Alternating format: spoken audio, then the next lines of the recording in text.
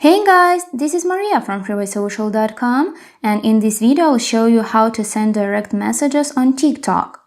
TikTok, like other social networking platforms, provides its users with a direct messaging feature that lets users communicate with their friends on the platform. Follow these steps and you will find out how you can use it. If you want to send a direct message to someone, then press on the Inbox tab at the bottom. After that, click on the paper airplane icon in the top right corner of your screen. Hit the plus icon.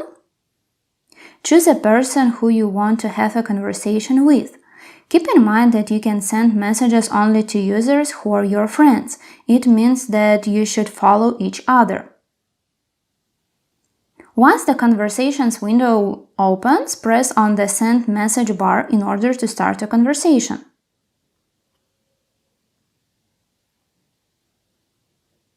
You have an opportunity to include emojis, stickers, GIFs to your messages, but TikTok doesn't allow you to attach photos or videos.